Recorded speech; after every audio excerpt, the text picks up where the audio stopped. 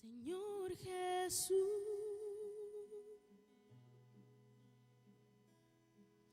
esa llama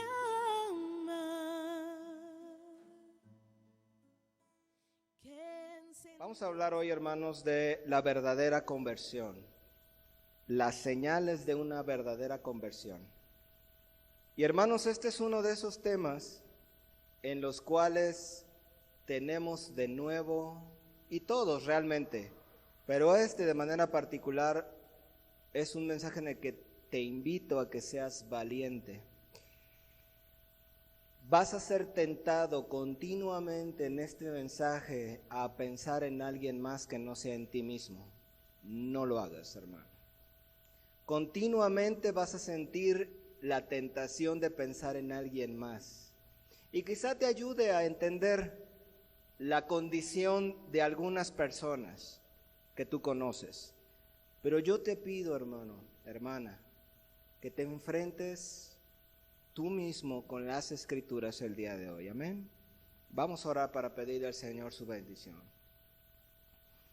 Amado Padre, en el nombre de Jesús, Señor, te damos las gracias porque tú eres bueno, Señor, y tu misericordia es grande, Señor. Pudimos alabarte ahorita y nuestro corazón se llena de gozo, Señor, de saber que tú, Señor, has resucitado. Un día como hoy, Señor, hace miles de años, tú te levantaste de entre los muertos, Señor. Padre, y hoy queremos, Señor, sabiendo que hoy estás en poder, Señor, que tú santifiques tu palabra, Señor, que se va a hablar aquí el día de hoy.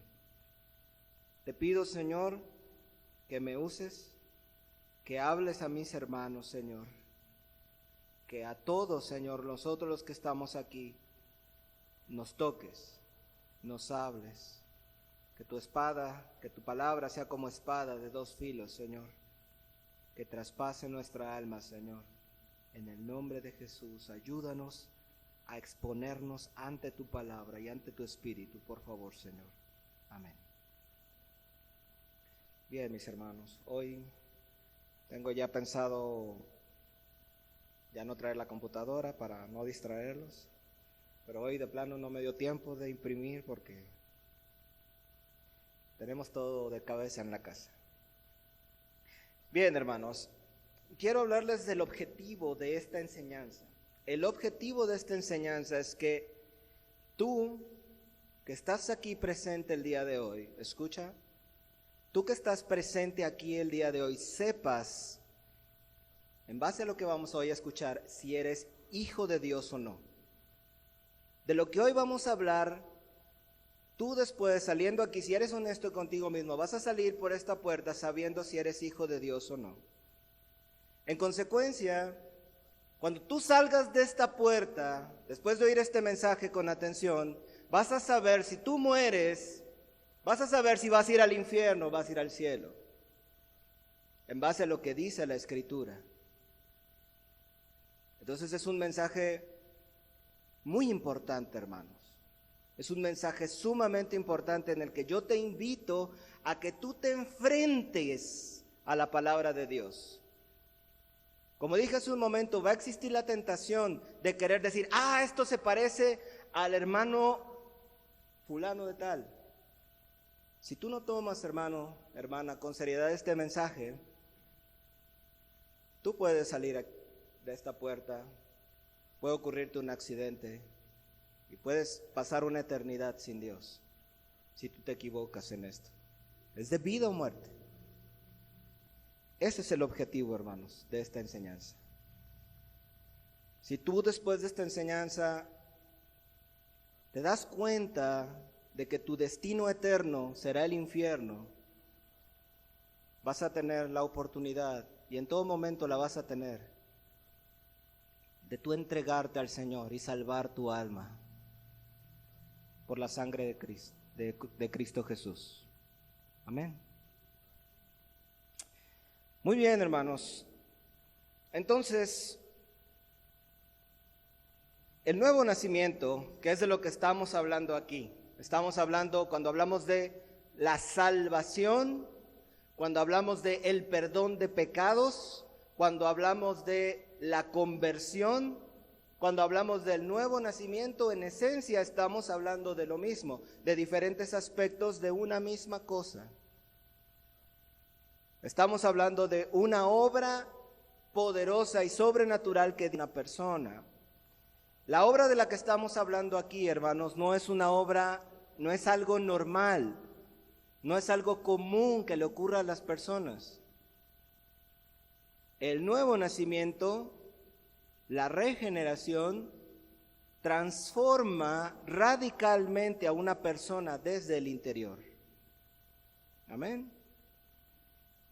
Además, hermanos, la obra que Dios hace en el corazón de una persona, una vez que viene ese nuevo nacimiento, no se estanca, sino que a través de los años o del tiempo caminando con el Señor, va avanzando y avanzando y avanzando cada vez más, transformando al creyente en una persona que cada vez se parezca más y más a Jesucristo.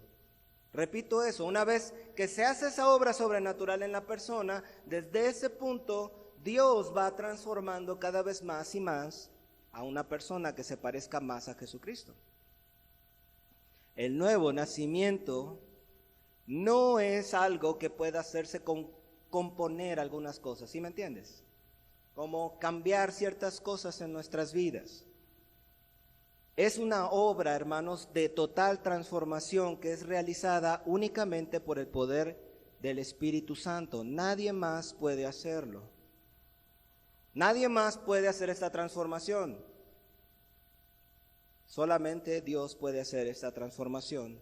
Cuando una persona se entrega completamente a Jesucristo en arrepentimiento y fe, es la única manera. No hay otro medio. Piensa en un perro, hermano, por un momento. Un perro no puede comportarse como un gato, ¿verdad? Por más que ese perro se esfuerce, yo tengo un perro. Aunque bueno, no trata de comportarse como gato, ciertamente. Pero supongamos que un perro quiere comportarse como gato. Por más que ese perro se esfuerce, no podría maullar correctamente. No podría ni siquiera caminar parecido a un gato. O tal vez trataría de hacer una especie de remedo para tratar de parecerse a un gato. Tendría que ser, para que un perro pueda realmente comportarse como un gato, tener un gato, ¿entienden? Porque en su naturaleza no puede hacerlo, su naturaleza no le permite hacer eso. Porque simplemente él no es un gato, es un perro. Si ese perro fuera transformado en un gato, al ser ahora un gato, ese experro va a dar señales claras de que ahora es un gato. Ese experro maullará como gato, saltará como gato, caminará como gato y comerá como gato. Así que de ese perro, cuando tú lo veas, ya no podrías decir que es un perro. Ya no puedes. Dices, ese perro ya tal vez era un perro, pero ahora parece un gato. Ahora es un gato. Fue transformado. ¿Por qué les digo esto, hermanos? Que puede parecer un poco gracioso, ¿verdad? También los humanos, los seres humanos, los creyentes que fueron convertidos de pecadores a hijos de Dios, dan señales claras, hermanos, de ser transformados.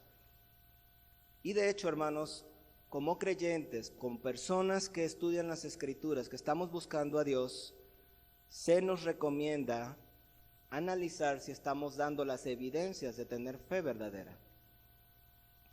Si vamos a 2 Corintios capítulo 13, versículo 5, el apóstol Pablo dice así: examínense a ustedes mismos para ver si están firmes en la fe. Pruébense a ustedes mismos. ¿O no conocen en cuanto a ustedes mismos que Jesucristo está en ustedes, a menos que ya estén reprobados? La exhortación a probarse, a analizar nuestra fe es bíblica, hermanos.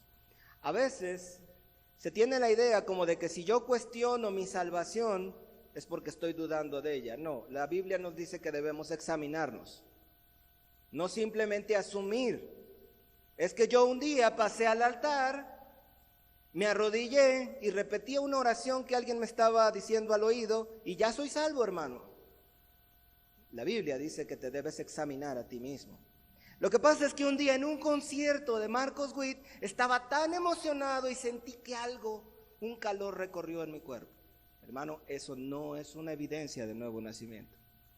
Lo que pasa es que en una ocasión escuché una prédica y desde ese momento sentí algo en mi corazón.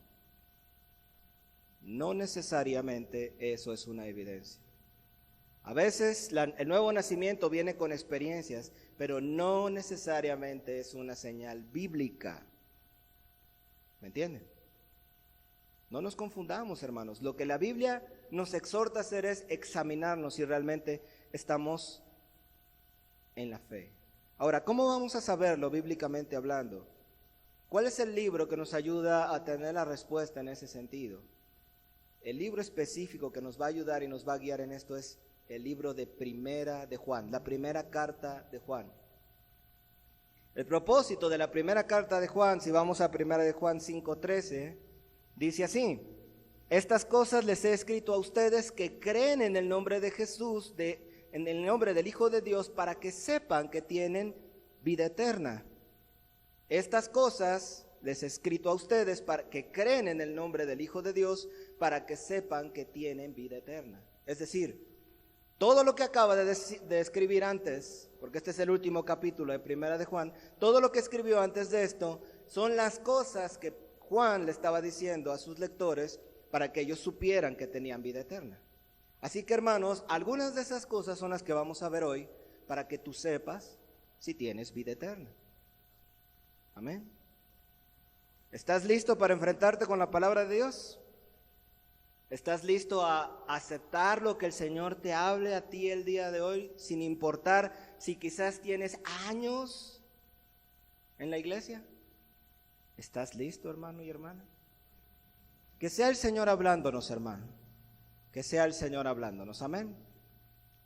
Bien.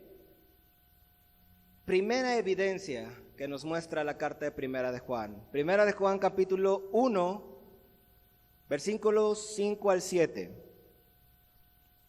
Primera de Juan 1, 5 al 7 dice: y este es el mensaje que hemos oído de parte de él y os anunciamos. Fíjense bien. Dios es luz y en él no hay ningunas tinieblas. Ahora fíjense en esta parte crucial. Si decimos que tenemos comunión con él, y aquí está la primera parte de la evidencia, si tú dices ser hijo de Dios, si creyente verdadero, si tú realmente piensas haber nacido de nuevo, si tú dices tener comunión con él y andamos en tinieblas, mentimos y no practicamos la verdad.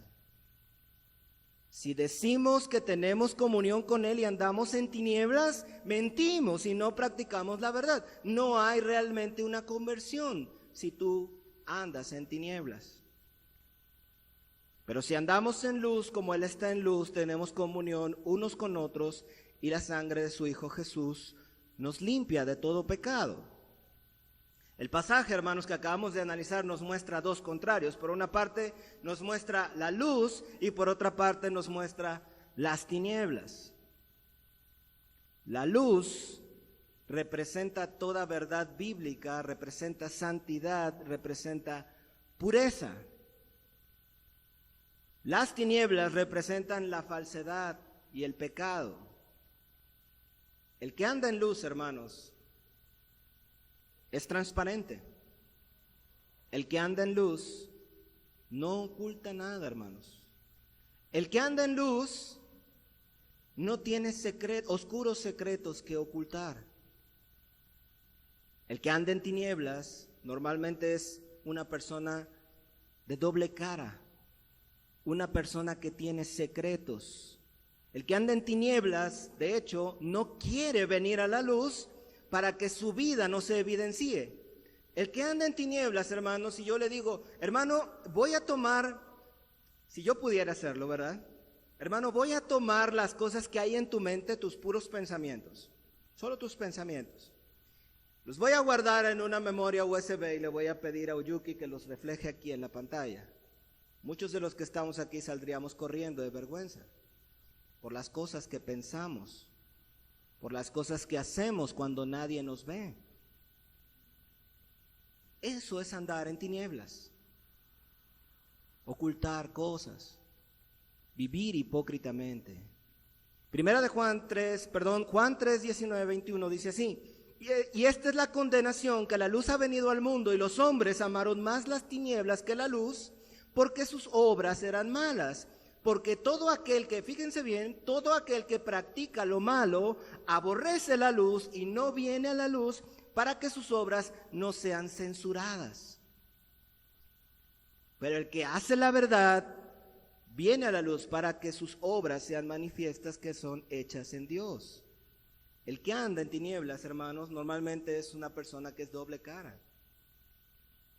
Es uno en el trabajo, tal vez en el trabajo alburea, en el trabajo dice groserías, y llega a la casa o llega a la iglesia y es otra persona. Viven dos estilos de vida diferentes. Anda en tinieblas. Será uno en la iglesia a veces y dará apariencia de piedad en la iglesia, pero en su casa será mentiroso, le gustará el chisme, aparentará ser una cosa frente a los hermanos, pero los que lo conocen más profundamente pueden decir otra cosa de esa persona. ¿Qué dirían o qué dicen las personas más cercanas a ti sobre ti, mis hermanos? El que anda en tinieblas siempre tiene algo impuro en su vida. Ahora, hermanos, yo quisiera aclararles algo en este sentido. La palabra que dice andamos, porque vemos que en las Escrituras dice, si decimos que tenemos comunión con Él y andamos en tinieblas. Esa palabra andamos es importante y vamos a analizarla un poquito. Esa palabra andamos, en el griego, en el idioma original en el que se escribió el Nuevo Testamento, es una palabra que es peripateo. Y la palabra peripateo significa andar todo alrededor, andar en general, es un andar continuo, es un caminar. Entonces, para explicarles lo que quiero decir con esto, les voy a poner una pequeña ilustración, espero que les ayude a entender el sentido de lo que acabamos de leer. En la antigüedad, el famoso filósofo llamado Aristóteles fundó una escuela en Atenas. A los estudiantes de esta escuela no eran como una escuela normal, sí, tal vez tenían una construcción, pero la manera en que ellos hacían escuela era que andaban por el camino y iban discutiendo un tema. Así que a ellos les pusieron los peripatéticos. Pero es la misma palabra griega.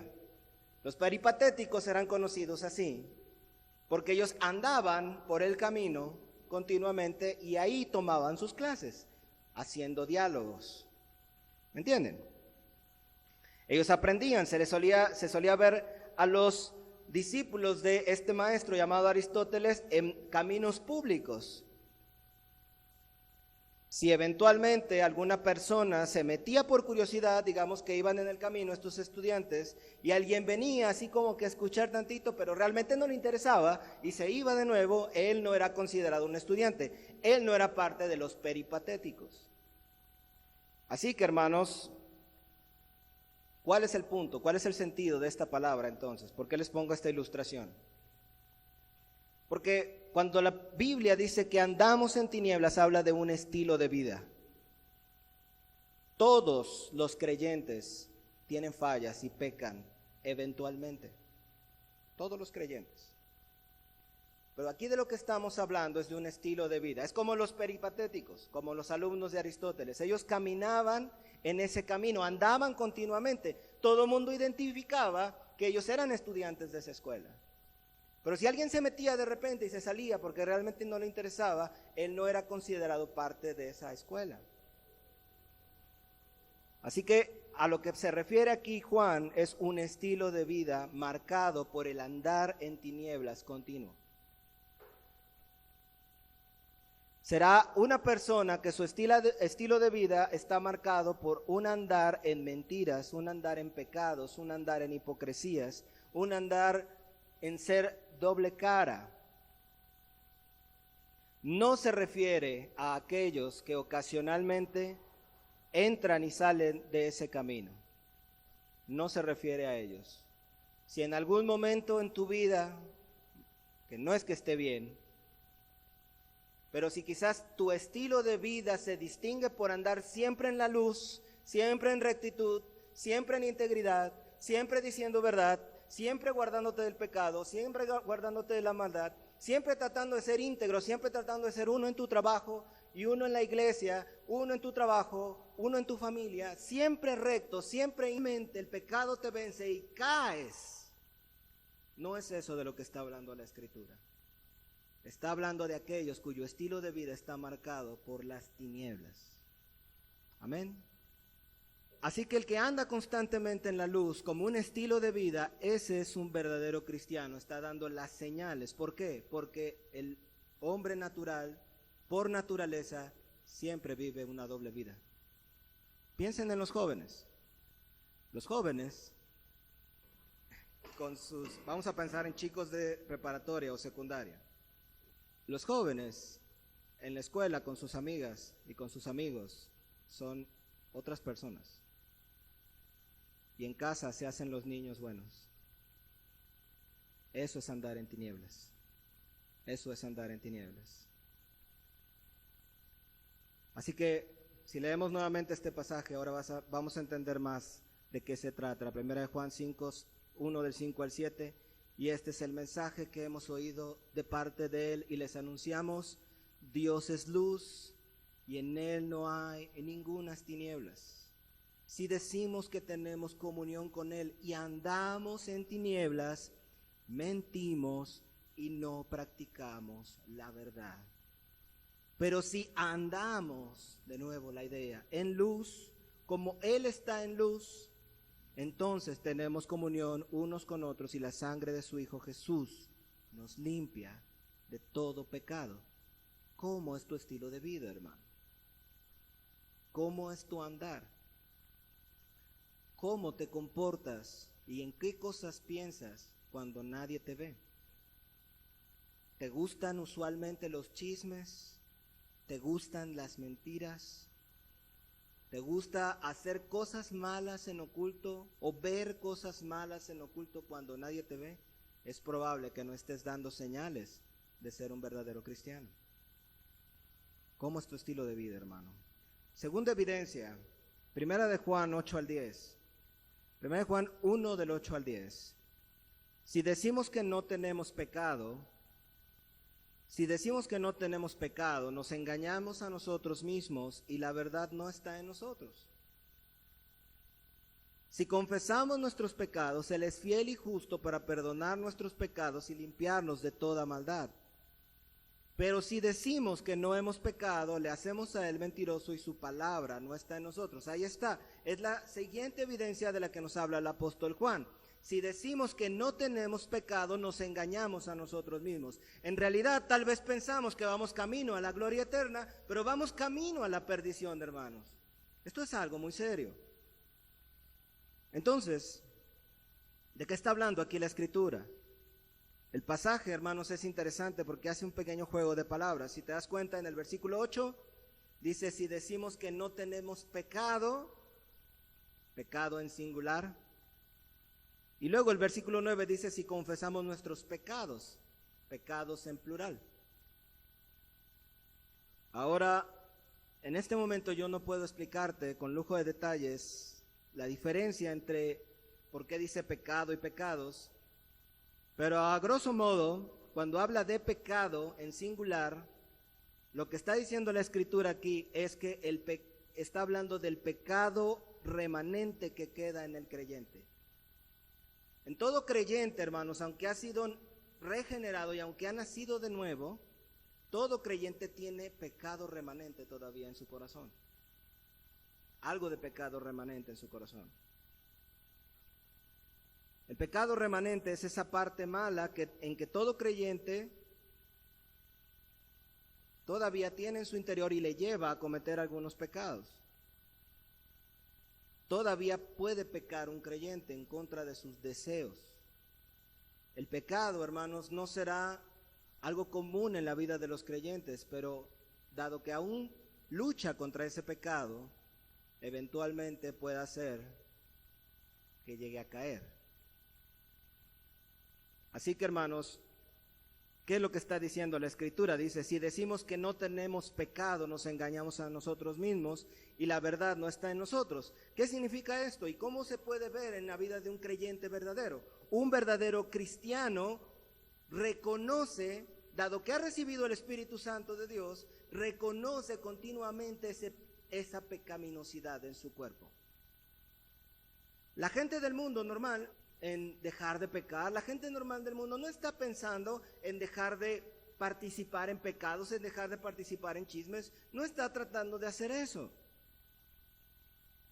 Pero el creyente que tiene el Espíritu Santo en su corazón, que ha entendido, que ha recibido la regeneración, que su naturaleza ya es otra, pero que aún batalla con el pecado, es consciente de esa condición. Así que una prueba fuerte, hermano, una prueba contundente de que tú puedes haber ya nacido de nuevo y recibido el milagro de la regeneración, es que estás constantemente luchando con dolor de parto contra el pecado que hay en tu interior.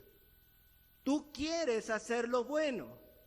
El creyente quiere agradar a Dios, el creyente no quiere pecar, pero precisamente porque desea no pecar es que percibe la pecaminosidad. Y sin embargo, vemos a veces personas en la iglesia que pecan y están tan tranquilos, sin ningún problema en sus conciencias. Pecan y siguen pecando y no les duele en lo más mínimo. Es más, la palabra de Dios se les está hablando y se está claramente revelando y ellos están así como si nada. No les duele, no les pega, porque el Espíritu Santo no está en ellos. Y normalmente, esas personas se creen buenas. Por eso dice, si decimos que no tenemos pecado, nos engañamos a nosotros mismos, miserablemente. Y la verdad no está en nosotros. La regeneración no se ha llevado a cabo en esas personas.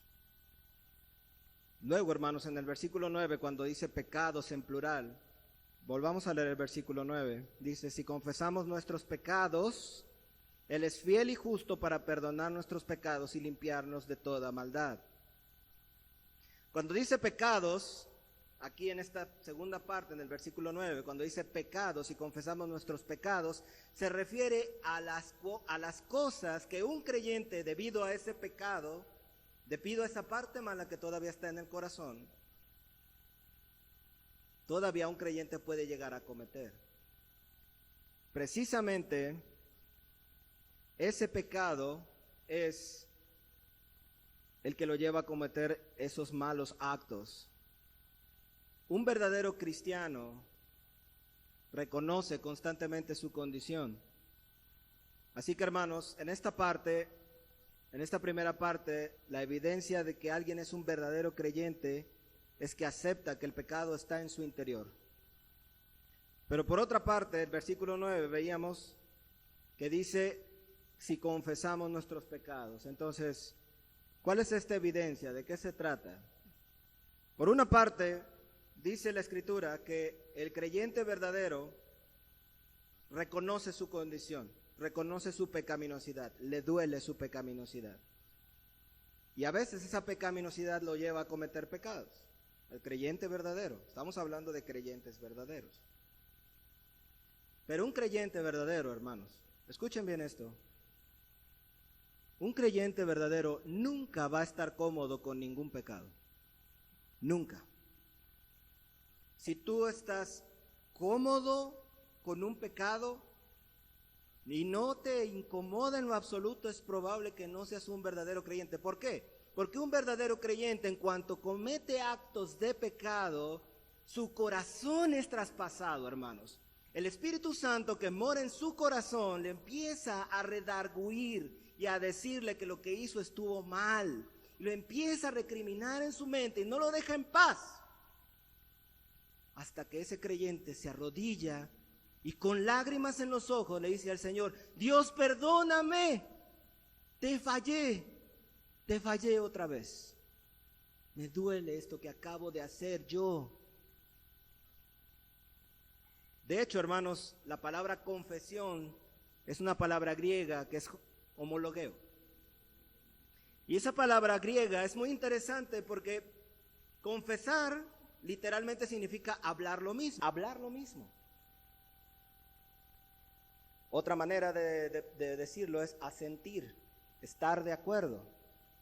Confesar es estar de acuerdo. Y eso puede sonar un poco extraño. ¿Cómo que confesar es estar de acuerdo? Te voy a explicar. Una evidencia poderosa, hermanos, de la verdadera confesión es que de la verdadera conversión, es cuando el Espíritu Santo viene y te convence a ti de pecado, que estás haciendo algo mal. Y entonces tú le dices a Dios: estoy de acuerdo contigo. Eso es confesión. Déjame repetir eso. El Espíritu Santo viene a tu vida y te dice: estás mal en esto que estás haciendo. Entonces tú le dices al Espíritu Santo: tienes razón. Tú le dices lo mismo. El Espíritu Santo viene y te dice: tú eres un mentiroso, mentiste. Tú viste esta cosa mala, estás siendo una persona lujuriosa. Y entonces tú, como creyente, le dices lo mismo a Dios. Le dices: sí, Señor, tienes razón. Yo hice eso. Yo hice eso. ¿Por qué esto es una evidencia de la verdadera conversión? Porque al incrédulo el Espíritu Santo no le habla. Nunca se da cuenta. O simplemente no le importa. Él puede seguir pecando. Puede seguir mintiendo. Puede seguir en chismes. Puede seguir viendo pornografía. Puede seguir haciendo malas cosas y el Espíritu Santo nunca le habla. Puede seguir haciendo cosas malas en el interior. Puede tener malos pensamientos, puede seguir guardando rencor. Y esa persona no tiene ningún problema porque el Espíritu Santo no le habla. No ha nacido de nuevo. Tienes, hermano, ese sistema de alarma, por así decirlo, en tu interior. Tienes esa señal de vida de que el Espíritu Santo está moviéndose dentro de ti. Inevitablemente, hermano, el creyente es impulsado a confesar sus pecados. Inevitablemente. No puede pasar mucho tiempo. El pastor puede guardar. Dice, una persona es incrédulo, totalmente alejado de Dios, y esa persona le dice a la esposa: oye, tú, saca la basura. Y la persona va toda apurada y le dice: oye, ¿qué te pasa? Si ya voy bien tarde, estás mal. Y le empieza a gritar a su esposa. Y agarra y se va a su trabajo. 6 meses después, esa persona viene a Cristo. Ocurre lo mismo, la esposa: oye, esposo, saca la basura. Y el mismo esposo, exactamente la misma persona, pero ya creyente, le dice: oye, esposa, ¿pero qué te pasa? Estoy apurado. Y pum, le cierra la puerta y se va. ¿Cuál es la diferencia? La diferencia entre un creyente y un incrédulo es que desde el mismo momento que esa persona se sube a su carro y sale a su oficina, su corazón va traspasado. Lo que acaba de hacer no lo puede soportar. Le duele. Antes no le importó. Se autojustificó. Él estaba bien. Él iba con prisa. Pero ahora esta nueva persona regenerada entiende que ha lastimado a su esposa. Y está en el trabajo, en la oficina, ni siquiera se puede concentrar. Está traspasado. Su corazón está herido. Finalmente, no lo aguanta más, se mete al baño, pone su rostro en el piso y le pide al Señor que lo perdone. Luego sale del baño, levanta el teléfono y le habla a su esposa: amor, perdóname. No, está bien. No, perdóname. Lo que hice está mal. Ese fue mi viejo yo. Yo hice mal. El creyente no puede soportar el pecado. No puede. Siempre es impulsado a confesar. El creyente lleva una vida de confesión. Una vida de confesión. Amén. ¿Está claro? Tercera evidencia. Amor y cuidado a sus mandamientos. Y antes de ver esa tercera evidencia, yo quiero preguntarte abiertamente, hermano, ¿tú tienes esta relación con el pecado, por así decirlo? ¿Te duele el pecado? ¿El Espíritu Santo habla a tu corazón cuando cometes pecados? ¿O andas tranquilo por tu vida sin ningún problema en tu conciencia? ¿Eres creyente? ¿Has nacido de nuevo? ¿O simplemente tienes un montón de tradición? ¿Has nacido de nuevo? Tercera evidencia, Primera de Juan 2, del 3 al 5. La tercera evidencia es amor y cuidado de los mandamientos de Dios. Primera de Juan 2, del 3 al 5. En esto sabemos, fíjense nuevamente el tono, en esto sabemos que nosotros le conocemos. En esto sabemos que hemos nacido de nuevo. En esto sabemos si somos hijos de Dios. En esto sabemos si vamos a la gloria eterna. En que guardamos sus mandamientos. En que guardamos sus mandamientos. El que dice, yo lo conozco, y no guarda sus mandamientos, es un mentiroso y la verdad no está en él. Pero el que guarda su palabra, en este verdaderamente el amor de Dios se ha perfeccionado. Por esto sabemos que estamos en él. Es un mentiroso, dice. Un cristiano, hermanos, un verdadero creyente que ha nacido de nuevo, tiene una relación fuertísima con los mandamientos de Dios, según lo que dice aquí la Escritura, ¿verdad? De hecho, hermanos, un cristiano verdadero ama profundamente los mandamientos de Dios. Muchas veces, y esto es muy interesante, yo lo he visto varias veces en mi experiencia personal, muchas veces, antes de que un cristiano se convierta, los mandamientos de Dios le parecen gravosos, le parecen un fastidio, son como, eso es muy pesado, yo no quiero hacer eso. No ama los mandamientos de Dios, no ve la bondad de Dios en los mandamientos, solamente ve imposición. Normalmente un incrédulo solamente ve opresión cuando ve los mandamientos de Dios, ve algo que no lo deja ser libre. Pero cuando alguien viene al nuevo nacimiento, alguien viene a la salvación, ama los mandamientos de Dios, incluidas las restricciones que Dios nos pone. Las ama. ¿Por qué? ¿Por qué Dios ama? ¿Por qué este nuevo nacido, este creyente verdadero ama los mandamientos de Dios? Porque el Espíritu Santo que ha venido a su corazón le muestra la grandeza y la sabiduría de sus mandamientos. Era algo que antes simplemente no podía ver. Muchas personas en la iglesia, quizá en el exterior, demuestren, sobre todo cuando se rodean de un círculo religioso en el cual tienen que quedar bien, pero en el interior, y muestran que le gusta la palabra de Dios, pero en el interior realmente le pesan, no le gustan, no le gustan. Primera de Juan 5:3 dice, pues este es el amor a Dios, que guardemos sus mandamientos, y sus mandamientos no nos son gravosos, no nos pesan. Al contrario, hermanos, el verdadero creyente, cuando rompe los mandamientos de Dios, eso es lo que le pesa, cuando llega a fallarle a Dios. Pero ama los mandamientos de Dios. Es muy interesante, hermanos, porque en la iglesia yo he escuchado a algunas personas que dicen amar muchísimo a Cristo. ¿Conocen esas personas? Dicen, es que yo amo tanto a Cristo, tanto lo amo, y hasta lloran cuando lo dicen. Pero no guardan sus mandamientos. Ni siquiera se esmeran verdaderamente en leer o escuchar la Biblia, como hemos hablado aquí. ¿No se esmeran en conocer más los mandamientos de Dios? Por supuesto, no los aman. ¿Cómo les va a interesar conocer más los mandamientos de Dios? Cuando una persona se convierte, entonces adquiere una nueva relación con los mandamientos y ama profundamente la palabra de Dios. Ahora, fíjate cómo dice Salmo 119, 97, 104.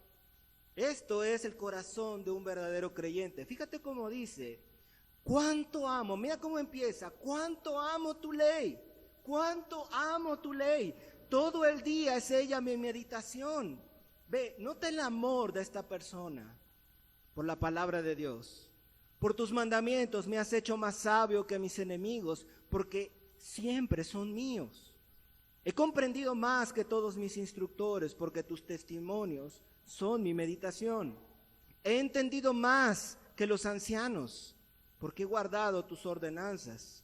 De todo mal camino contuve mis pies para guardar tu palabra. No me aparté de tus juicios, porque tú me has enseñado. Mira esto, mira esta expresión. Mira cómo se expresa esta persona. Cuán dulces son a mi paladar tus palabras, más que la miel a mi boca. Hermano, esta es una persona enamorada de la palabra de Dios. No es una persona que está jugando al cristiano. Es una persona que ama lo que Dios le manda, sus leyes.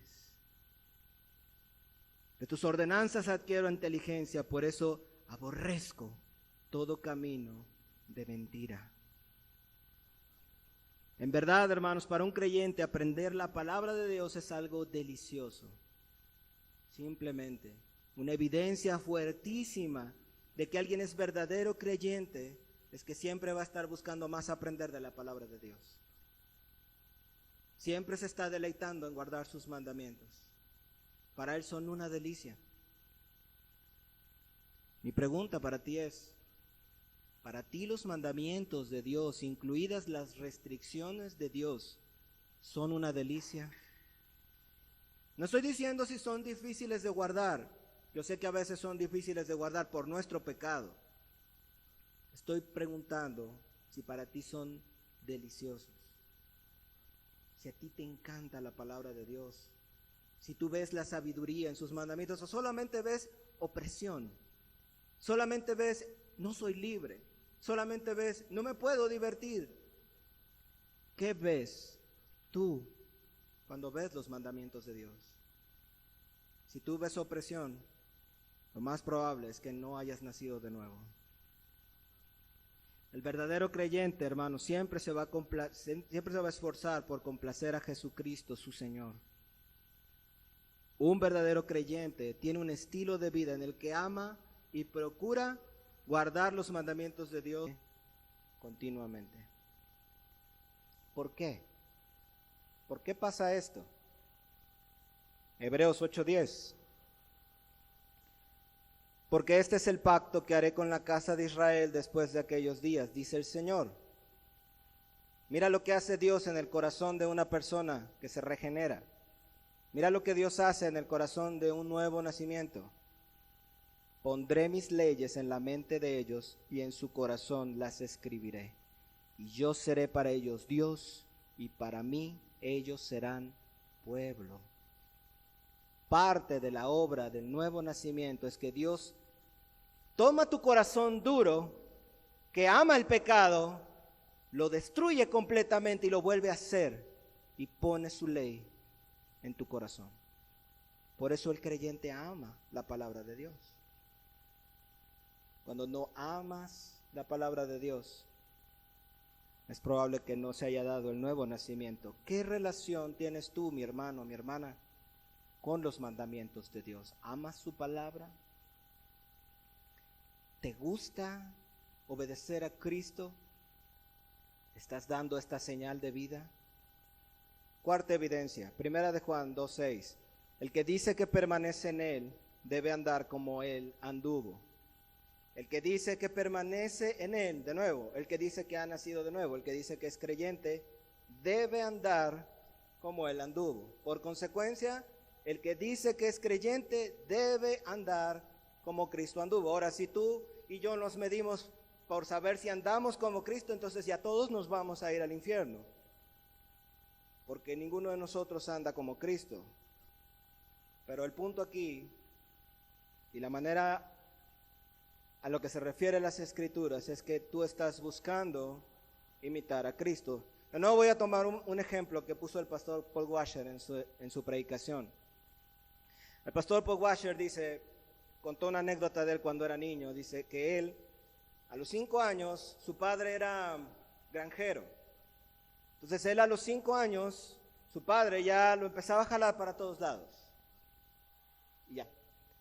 Y de repente el niño, a lo mejor el padre partía leña, ya sabes, se ponía sus botas, agarraba su machete tal vez, o qué sé yo, cosas de granjeros, no sé mucho sobre eso, pero me imagino. Todas esas cosas, y tú veías, dice Paul Washer, tú veías a un niño que se ponía unas botas mucho más grandes que la de él, y que agarraba ciertas herramientas que usaba bastante mal, y caminaba así, ¿no? Decía. Evidentemente, ese niño no estaba pareciéndose mucho a su papá, pero nadie podía negar que él quería ser como su papá. Y ese es el punto, mis hermanos. El verdadero creyente está buscando continuamente parecerse a Cristo. Está buscando continuamente andar en los mismos pasos que su Señor. El que dice que permanece en Él debe andar como Él anduvo. Hace muchos años, hermanos, de hecho antes del cristianismo, antes de que viniera el Señor Jesús, me refiero a la tierra, los griegos tenían una manera muy particular de conocer a Dios en su concepción. Cuando una persona quería conocer a un Dios, se le llamaban los oráculos. Y se le hacía pasar a esta persona por un rito de iniciación. A lo mejor este rito de iniciación te suene parecido a lo que hoy vivimos en algunos lugares. Primero, el aspirante que quería conocer al Dios, se le daba un largo curso de instrucción en el cual se le trabajaba emocionalmente, se le estimulaba emocionalmente continuamente. Se le guiaba a un punto altísimo de expectación emocional y sensibilidad. Una vez en este punto, se le permitía pasar por la experiencia de estar en el encuentro con Dios. Todo el rito estaba diseñado para producir una fuerte atmósfera emocional.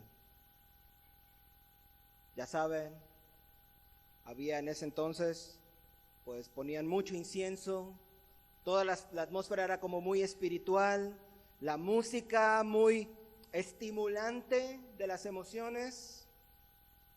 Y en el punto más álgido emocional en el que el iniciado estaba más emocionalmente sensible, ahí supuestamente lo hacían que entrara y que conociera al Dios de ellos. Y esa era la manera griega, no tanto de conocer a Dios, sino en la manera en que ellos lo veían, era de sentir al Dios. Sentir al Dios. Entonces, hermanos, algo de esto se ha colado ahora en nuestras iglesias, ¿verdad? Un montón de emocionalismo que nos hace supuestamente en el punto más álgido de las emociones, de repente viene un predicador, pone la mano sobre ti y ¡pum!, al suelo. Pero esa no es la manera bíblica de conocer a Dios. La manera bíblica de conocer a Dios no es en un punto álgido de emociones, aunque puede haber emociones. Hace un momento estábamos cantando y estábamos emocionados, pero con la palabra de Dios, porque estábamos cantando las Escrituras. Estábamos glorificando al Cristo glorificado y resucitado. ¿Qué es lo que las Escrituras nos enseñan, hermanos? Que el que desea ser verdaderamente seguidor de Cristo debe imitarlo. No se trata, hermanos, de cuántas cosas sientas. Es de cuánto imitas a Cristo. ¿Por qué? Porque de nuevo, la obra del nuevo nacimiento que se produce, que se ejerce en el corazón del creyente, impulsa a la persona a imitar a Cristo. Mi pregunta para ti entonces es, ¿estás continuamente tratando de vivir como Cristo? ¿Cada vez más como Cristo? ¿Cada vez más parecido a Cristo? ¿O cada vez te pareces más al mundo? ¿O simplemente tu vida no ha cambiado en lo absoluto, tal vez? El que dice que permanece en Él debe andar como Él anduvo. Hay una gran diferencia, hermanos, entre decirle a Jesús, Señor, quiero ser como tú, y decirlo inundado de lágrimas, y en verdad hacerlo. Quinta evidencia, 1 Juan 2:9, está en la luz y odia a su hermano, está en tinieblas todavía. El que dice que está en la luz y odia a su hermano, está en tinieblas todavía. El que ama a su hermano permanece en la luz y en él no hay tropiezo, pero el que odia a su hermano está en tinieblas y anda en tinieblas y no sabe a dónde va porque las tinieblas le han cegado los ojos. 1 Juan 2:9 al 11. Así que, hermanos, cuando una persona se convierte verdaderamente, una de las evidencias que vemos es que los afectos de esa persona también cambian. Es que cambia todo, hermanos. Los afectos cambian. Por alguna razón, hermanos, que yo hasta ahora no he sabido explicar, cuando una persona nace de nuevo, empieza a amar a sus hermanos. De alguna manera algo pasa en esa persona y empieza a interesarse por las personas que quizás antes no le interesaban. Pongo este ejemplo, normalmente trato de no poner ejemplos de mí mismo, pero lo pongo para, no se me viene otro a la cabeza y no anoté ninguno. Pero cuando yo llegué a la iglesia en donde estaba anteriormente, yo llegué y no conocía a nadie. Y yo sí me di cuenta cómo en mi corazón, mi esposa también, inmediatamente conocimos a los hermanos y, por así decirlo, nos enamoramos. Empezamos a amar a los hermanos. ¿Por qué pasa eso? Eso no es normal en una persona. Y menos con religiosos, ¿verdad? Normalmente caen mal los religiosos, los cristianos. Pero ¿qué pasa en el corazón de una persona que ha nacido de nuevo? El Espíritu Santo que está en el interior, que ama a esos hermanos, hace que tú ames a esos hermanos.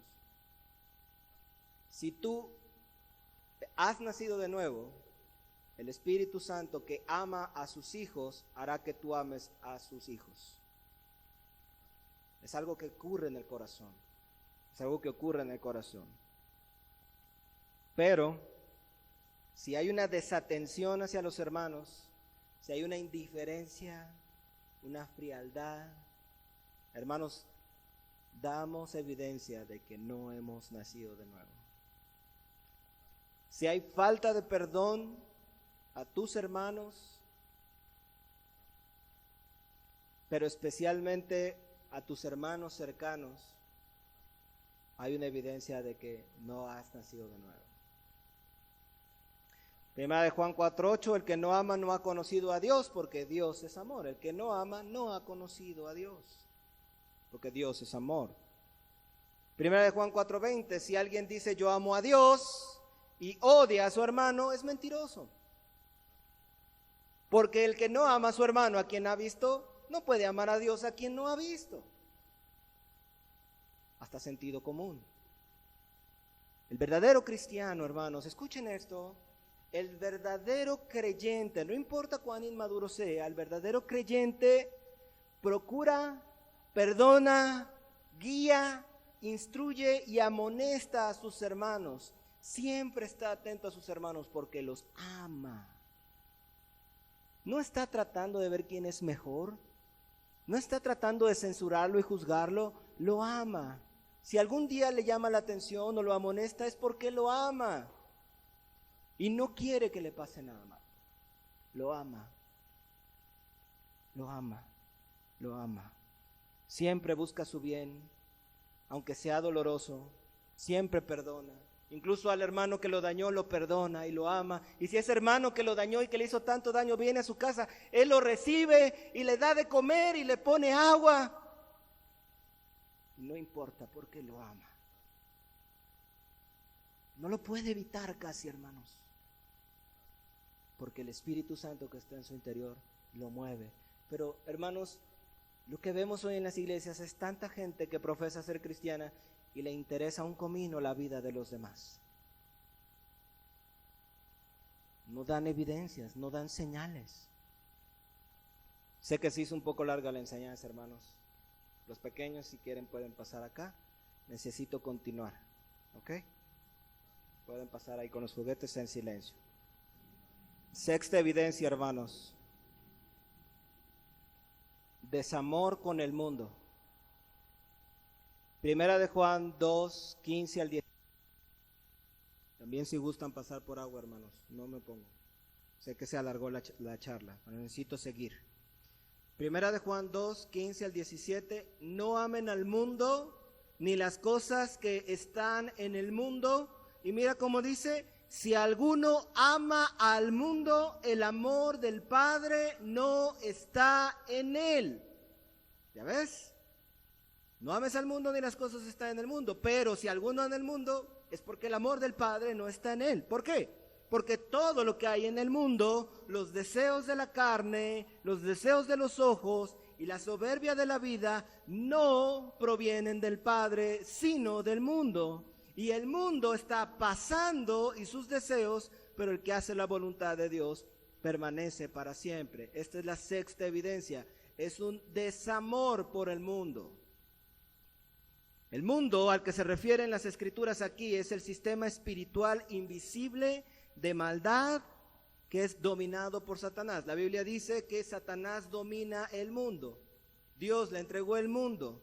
Dios sigue siendo soberano del mundo, ciertamente, pero Satanás está bajo cierto tipo de autoridad, vamos a llamarle así, en la que se le ha permitido mover muchas cosas, como vemos en nuestro mundo hoy.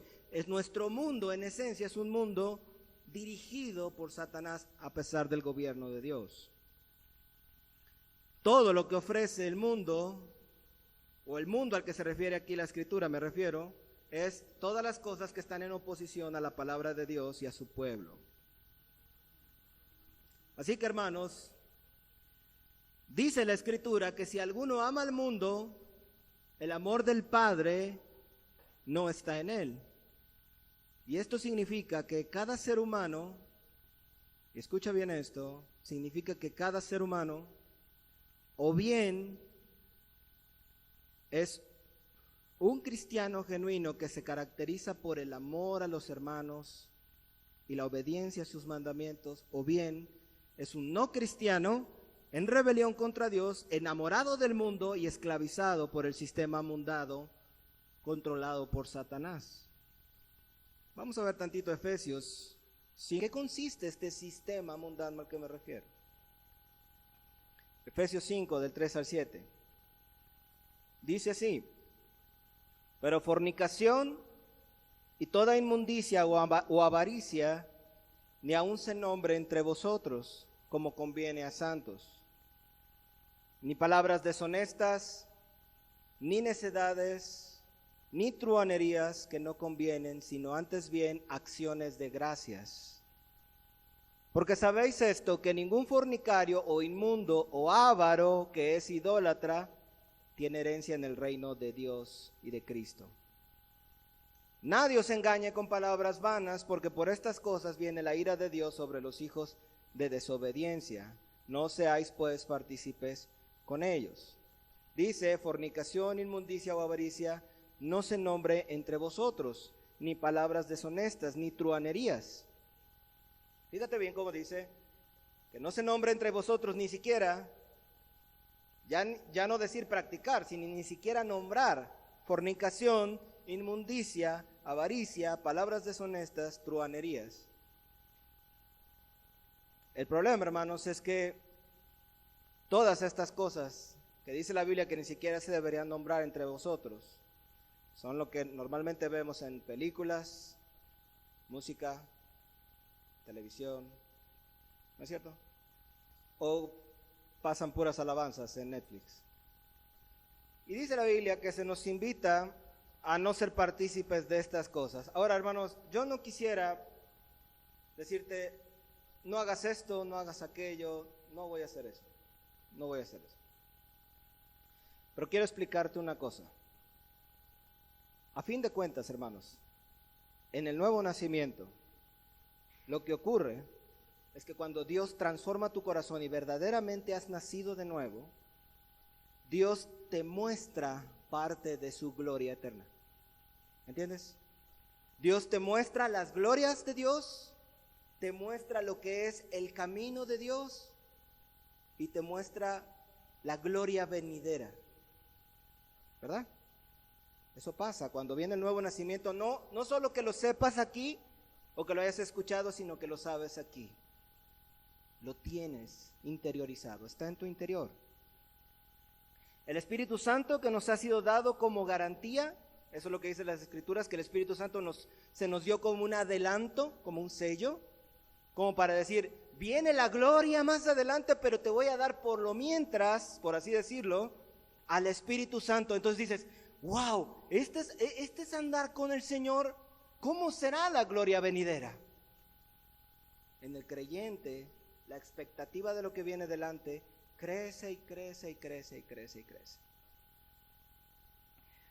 Así que, hermanos, nuestro corazón renovado, nuestro corazón regenerado, cada vez se interesa menos y menos en las cosas de este mundo. Eso es lo que pasa.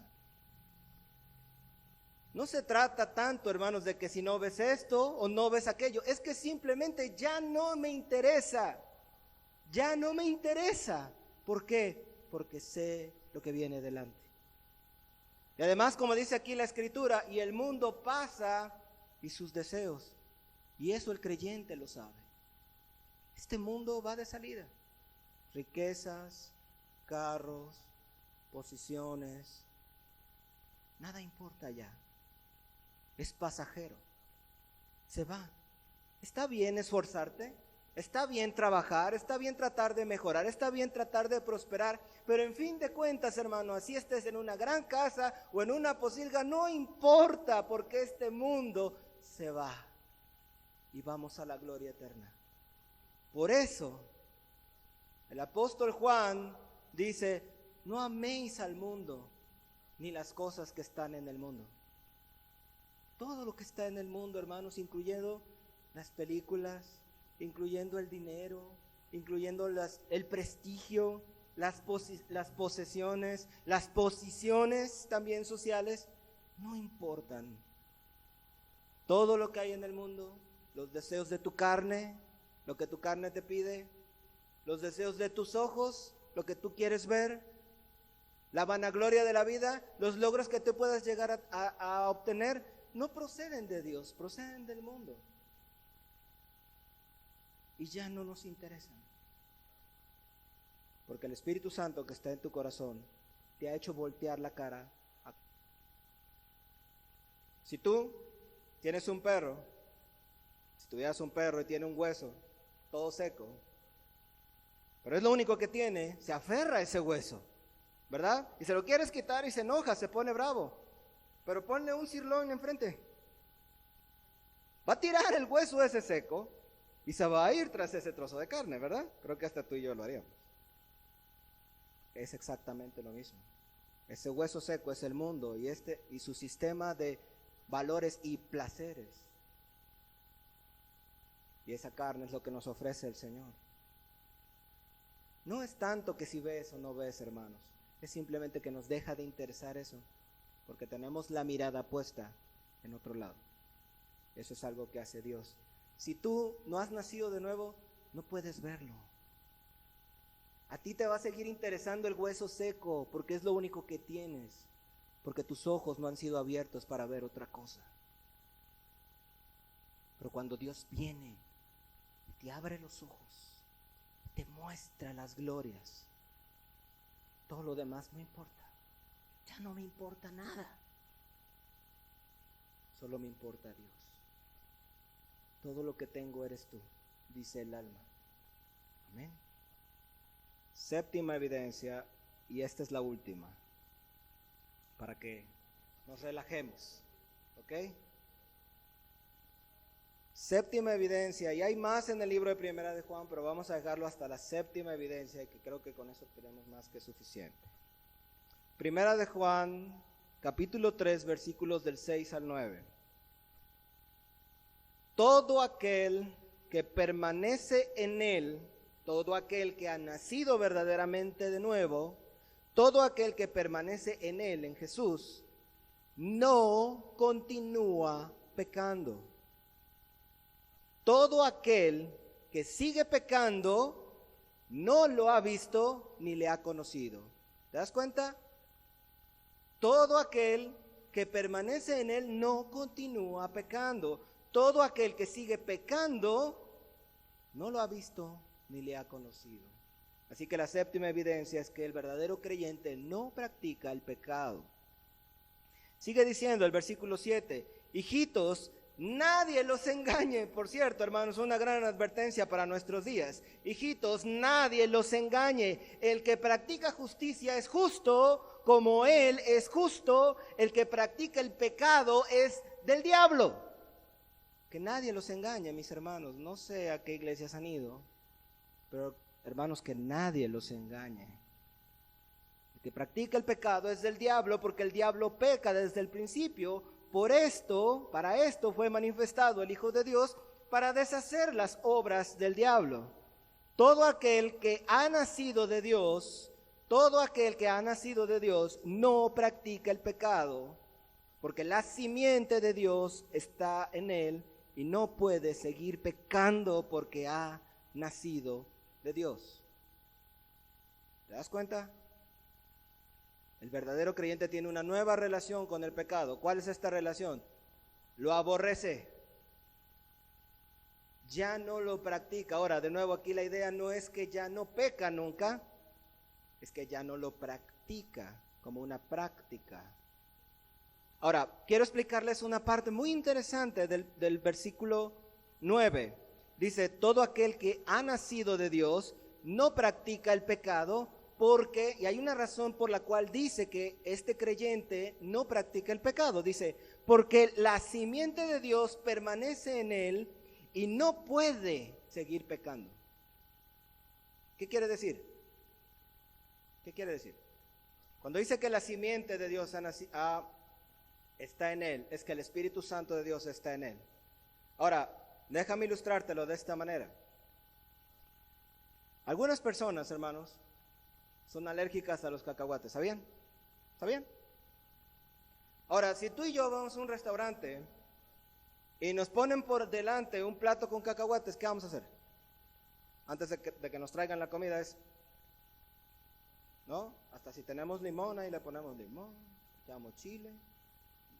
Lo sazonamos bonito, ¿verdad? Algunos hasta lo fríen en aceite, le echan este chilito de árbol y bien rico, ¿verdad?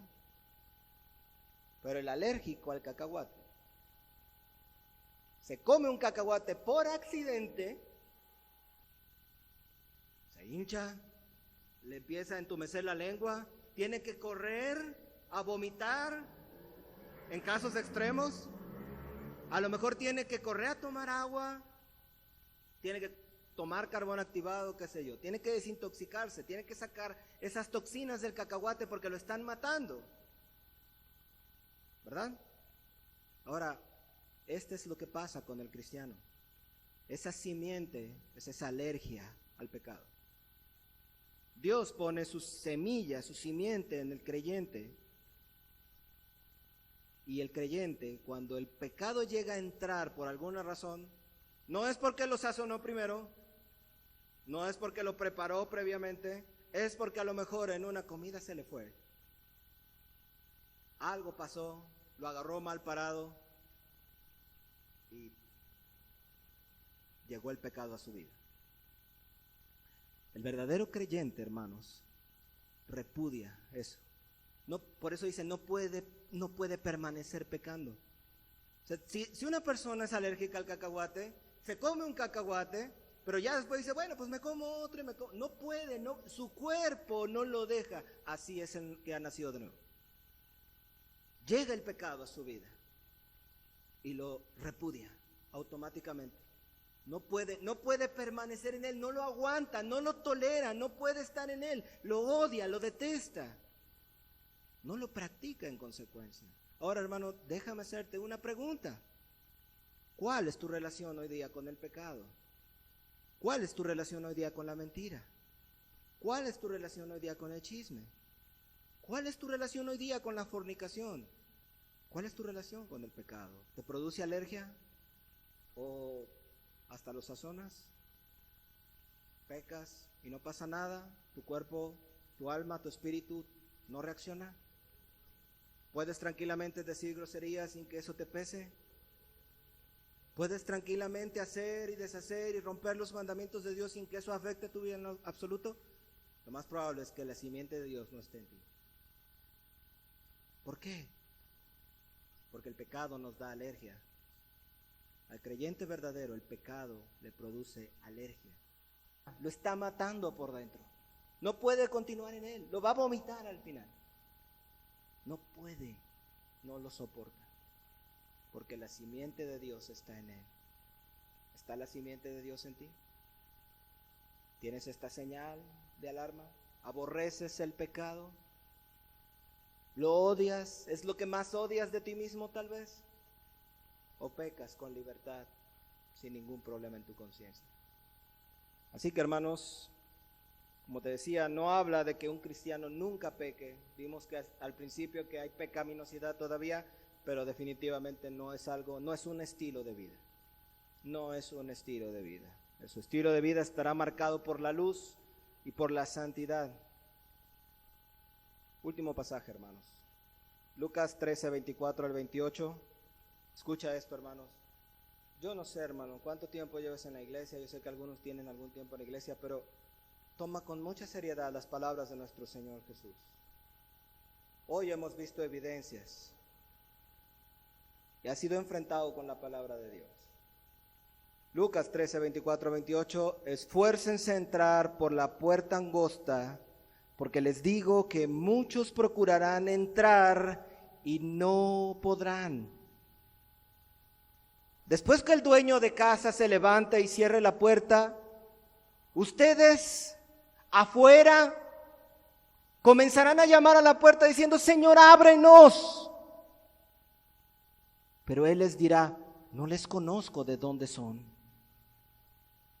Entonces comenzarán a decir: delante de ti hemos comido y bebido, y en nuestras plazas enseñaste.